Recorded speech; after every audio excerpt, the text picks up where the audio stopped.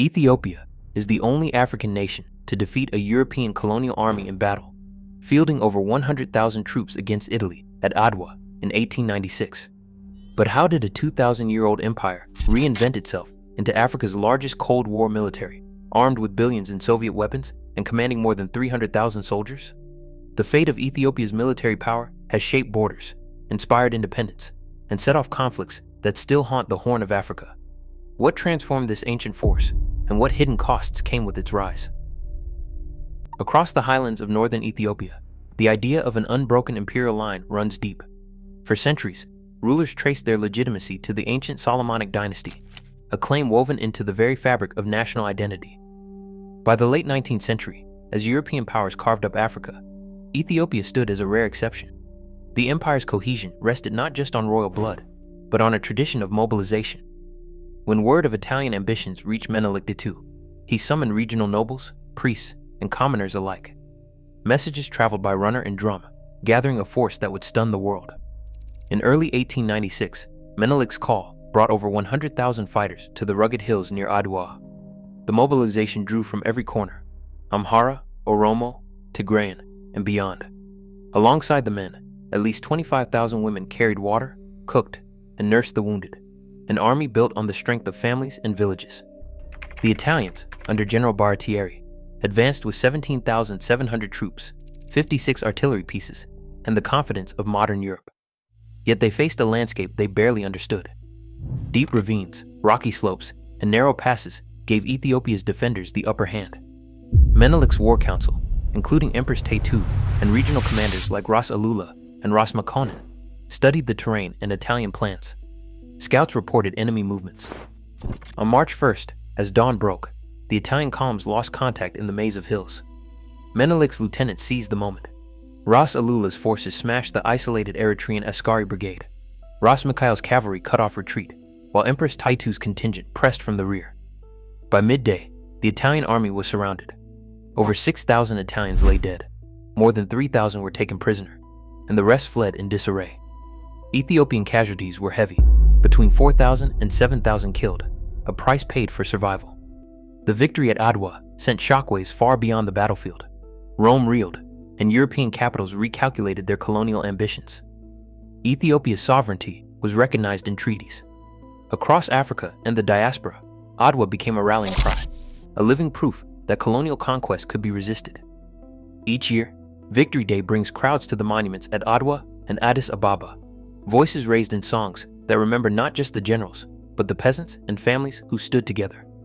In the memory of Adwa, Ethiopia's military tradition finds its roots: unity, resilience, and the belief that destiny can be shaped by those willing to fight for it. Haile Selassie's vision for Ethiopia rested on more than royal tradition. By the 1930s, he began to recast the empire's military, sending officers to foreign academies and appealing to the League of Nations for support as fascist threats loomed. After the trauma of Italian occupation and his return from exile in 1941, Selassie pushed for a standing army with modern arms, forging early Air Force units and reorganizing the Imperial Guard. Addis Ababa became a diplomatic crossroads, hosting the founding of the Organization of African Unity in 1963. Still, the military structure lagged behind the ambitions of its ruler. Equipment was scattered, doctrine uneven, and foreign aid unpredictable. Everything changed in 1974. The Derg, a committee of junior officers, swept Selassie aside and declared a Marxist-Leninist state. The new regime prioritized militarization above all else, aligning with the Soviet Union at the height of the Cold War.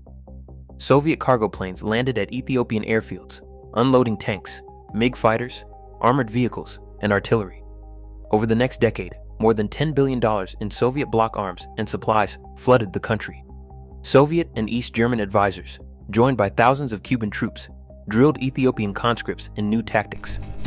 By the late 1970s, the army had swelled to over 300,000 active personnel, Africa's largest, with conscription pulling in men from every region. The Derg's military doctrine mirrored Soviet models, with political commissars embedded in every unit and a strict chain of command.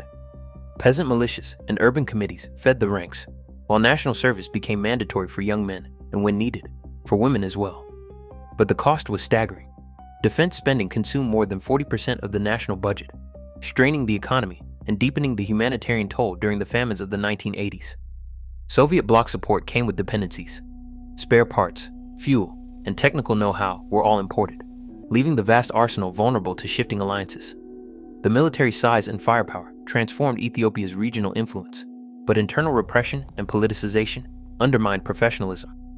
The Derg's power rested on tanks and party loyalty, not just battlefield success. By 1991, as rebel coalitions advanced on Addis Ababa, the Derg's Soviet lifeline had frayed. The Ethiopian People's Revolutionary Democratic Front, EPRDF, seized control, dismantling the old structure. The new government slashed the armed forces from over 300,000 to roughly 140,000, reorienting the Ethiopian National Defense Force toward mobility, counterinsurgency, and professional training.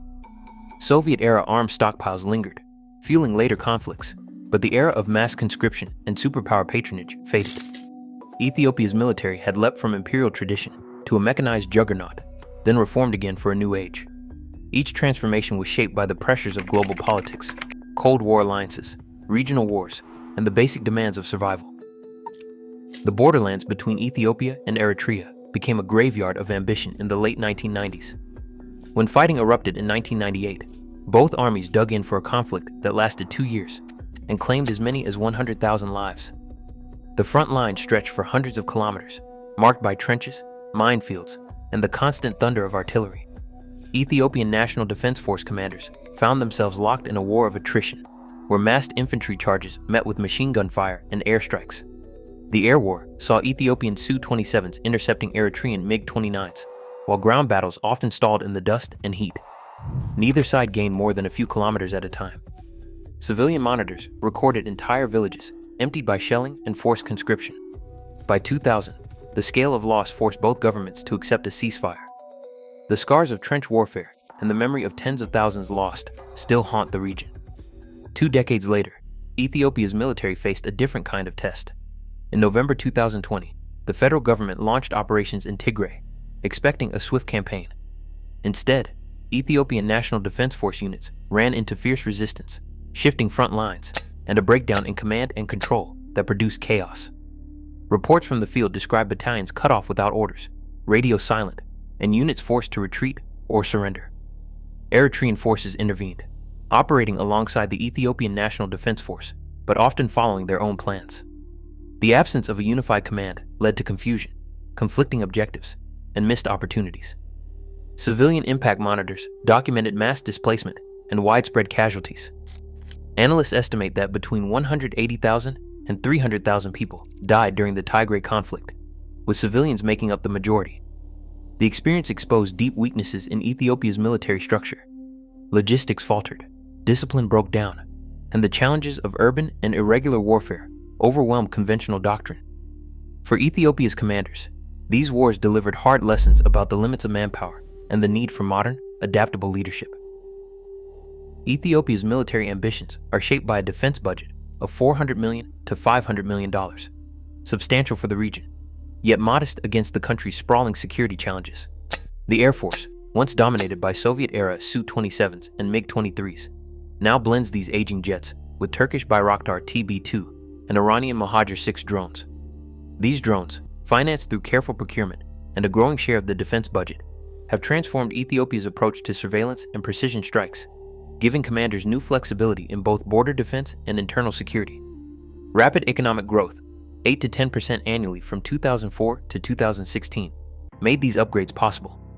Construction and manufacturing, together with a population now exceeding 120 million, have fueled a larger pool of soldiers, engineers, and drone operators, many trained at technical institutes in Bahir Dar and Mekelle. This demographic strength supports not just the military, but the country's broader ambitions. Ethiopia's influence extends beyond hardware. The National Defense Force regularly deploys thousands of troops to UN and African Union missions in Somalia, South Sudan, and Abyei, with international partners often sharing costs. These deployments serve as both training grounds for officers and diplomatic leverage in regional negotiations, especially over the Nile. The Grand Ethiopian Renaissance Dam, now operational upstream of Egypt and Sudan, stands as a powerful symbol of that leverage, reshaping control over the region's most vital resource. For defense planners, the challenge is to stretch every barrier, investing in drones, training, and rapid reaction units while maintaining readiness. Ethiopia's blend of economic momentum, technological adaptation, and regional engagement now defines its role in the Horn of Africa. Ethiopia now fields one of Africa's largest armies and remains a leading peacekeeping force. But as new regional rivalries and internal tensions test its resolve, military strength alone will not guarantee stability.